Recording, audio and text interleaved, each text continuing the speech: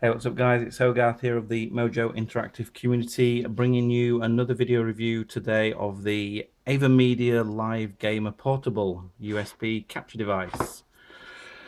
So I got this a couple of days ago. It's only just come out in the UK in May 2013.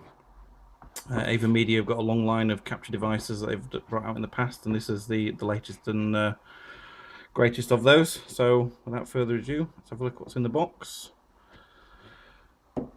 So here's the unit itself, very red. This capture unit is USB based, so there is no power required from an external source, which is great. There's the USB socket. It captures up to 1080p at 30 frames a second, which is quite unusual because not a lot of capture devices that aimed at this sort of gamer market do that high. They normally go up to 720p or 1080i.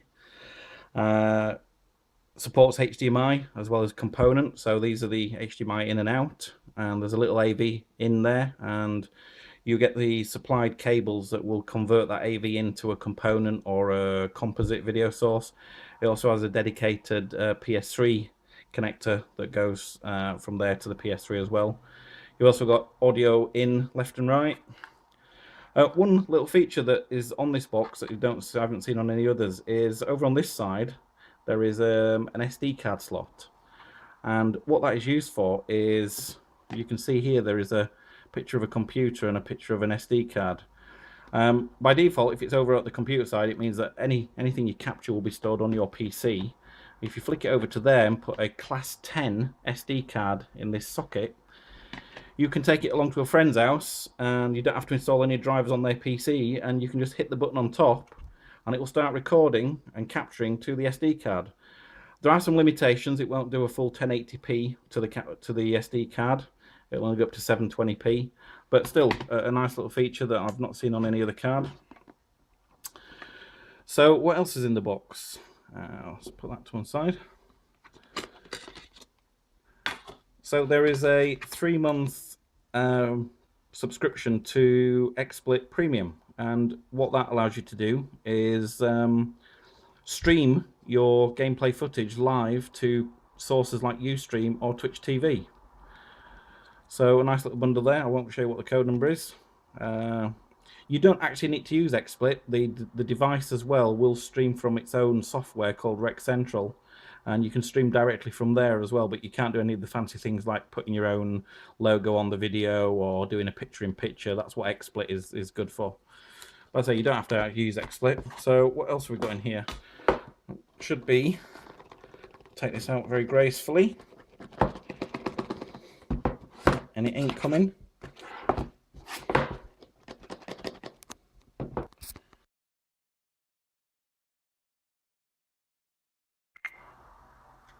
Okay, the fight with the cable box is over. Apologies for that. So what we have here is the supplied cables.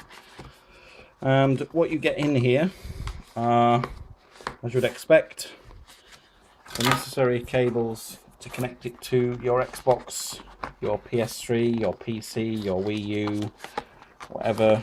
And I'm struggling to open this.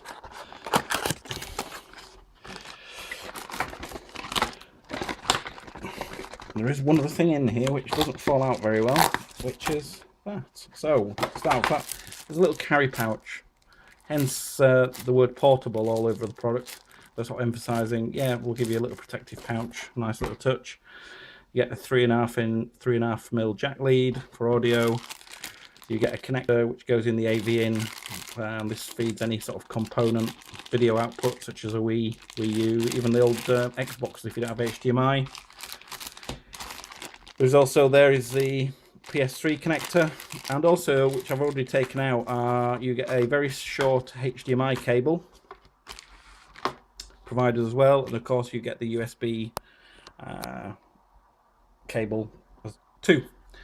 So that's what's in the box. We'll flick over and have a look at what the software can do now and the quality of the video and some of the specs of that. Okay, so this is the Rec Central software that's provided with the Avermedia Live Gamer Portable. Snazzy little interface. Down on the left hand side we have these options of a bulletin, which is basically just the news from the Avermedia website that's shown in the app. So it's a nice little feature that shows you the current drivers and versions of the software that are available, so any new updates you will see here. You've got an option for capture, so this is where you set your capture profile, or you can tweak it with this little I'll call it a spinning wheel. It's got 3 settings. So you've got amateur, so if you sort of know what you're doing but you're not too happy about fine tweaking everything, you can go for that. If you're complete noob to video capture, you can go through that and it'll take you through the steps, or you can go into pro. So let's look at each of these. So we'll start with amateur. So it takes you through a wizard of what do you want to capture. So I'm going to say I want to capture my game console, and you click on the video source. Yeah, it's HDMI. My audio source is going to be HDMI. And you notice over here we can also mux in a microphone, so whilst we're capturing we can do some commentary over the top into our capture. And then even a nice little feature is that we can even save that commentary as an MP3 file, so you don't have to have it muxed into your final video. So you can decide, you might want to do some commentary and then decide actually you sounded a bit like a goofball, so choose not to have it. And if you have that as an MP3 file, that's entirely up to you what you do with it finally. Then you've got the video settings, so you can tweak the settings here. It sort of tells you how much free space you've got, and I've got 59 hours if I wanted to record at this rate. We'll come back to some of these settings in the Pro, and then you can assign a hotkey as to when to start and stop recording, when to start and stop your microphone as well. Of course, you can just slap the button on top. There is you'll notice on the Avermedia unit itself, in the first part of the review, there's a big button on top. If you just press that, that will start and stop as well. So that's the amateur. Noob is even easier than that. You basically select what you're trying to record. So I'm going to pick game console, hit detect. My Xbox is currently switched on and it's found it there. The screen has dimmed ever so slightly because it's gone to sleep. So there we go. And then you're ready, and it's picked some optimistic settings for me, so 1280 by 720 frame rate, and then the video bitrate is 12,000 kbps, which is 12 meg. I'm going to talk about the video bitrate in meg from now on. 12,000 is 12, 50,000 is 50 meg, so it's easy to understand. So in the Pro settings, this lets you tweak all the settings individually that we've just seen on each of those wizards. So I'm going to be capturing from my console, my video source is going to be my HDMI, my capture device for my audio is going to be HDMI. Here are the same options for muxing in the microphone and saving it as a separate MP3, which we saw in the other wizards. And then over here we've got the formats of MP4 and TS. If you don't know what those are, basically MP4 and TS are file containers that can contain encoded video and audio. The actual video is encoded in something called H.264. The audio is encoded in something called AAC. Don't worry about what that means. All you need to worry about is which file type you're going to use. I would recommend sticking with MP4. TS, some people say they can't edit it in Vegas, but you can. I must admit, MP4 is probably an easier format to manipulate than TS though in general. You can select your resolution, so you can go all the way up to 1080p. Should you be outputting at 1080p, I'm going to leave it at 1280 by 720. Video bitrate. So this is 12 meg. Now this surprised me. This will go all the way up to 60 meg. My intensity shuttle, if I use the MJPEG video codec, I usually get about 50 meg with that. I've not seen another video capture device sold at this sort of market allowing you to choose up to 60 meg. The Elgato, which I did a previous review on, did, I think it was about 15 meg if you put the slider all the way to the right hand side and said I want the best quality, and that gave you 15. I believe the Hogarth HD PVR2 again only does up to about 20 meg, so you're potentially looking at 3 times the bitrate, and what that means is that the quality of the captured video in theory will be better, but at the price you pay is a larger file size. Now if you've got loads of disk space and you've got a reasonably spec'd PC, you should be able to capture at 60 meg. There's no best or optimum one to pick at. I may be capturing 60 meg and creating far too big a files than I need, but I'm just going to stick it at 60 for the moment. Best thing to do is have a play around with it. You can then tweak the audio bitrate and the frame rate, and then again you've got down here the capture keys. It's basically the same thing, all on one screen as you saw in the noob and the amateur settings. The great thing is then is that when you've messed around with these settings, you can save them as a profile. You can see here these don't come with the software. I've created these myself. So I'm just going to pick my Xbox 720p.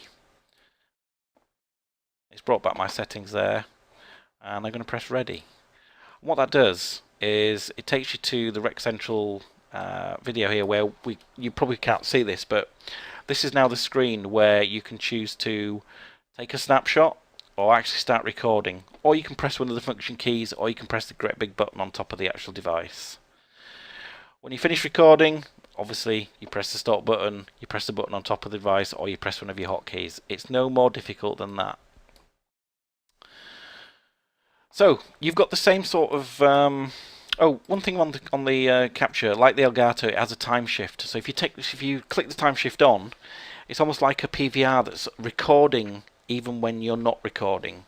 So if you decide to have a gaming session with your friends and you've got time shift on but you're not recording and something amazing happens, you can quickly come into the app, scroll around. I'm not sure how big the buffer is, of whether it's the last 5 or 10 or 15 minutes that it records. I don't know. Sorry about that.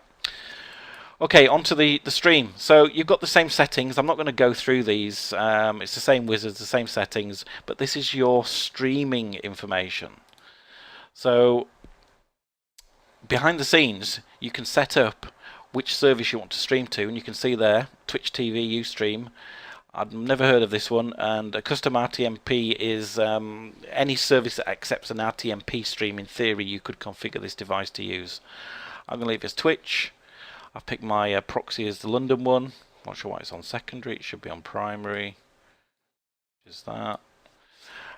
My Twitch TV username and my Twitch TV password, and you can do connect, apply, speed test.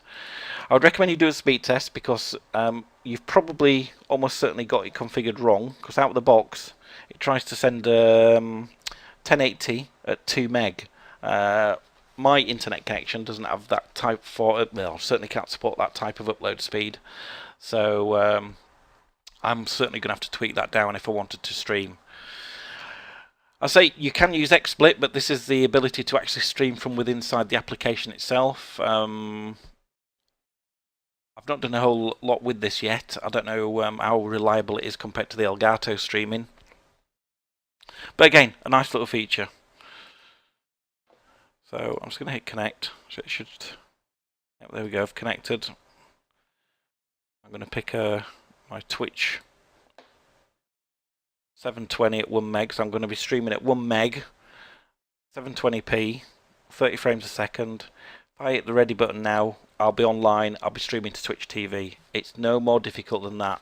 But as I said earlier, you can't put any of your logos. You can't put a webcam picture of yourself in the corner playing. You can't have a background image. It's purely what you see on your Xbox will be output to Twitch TV.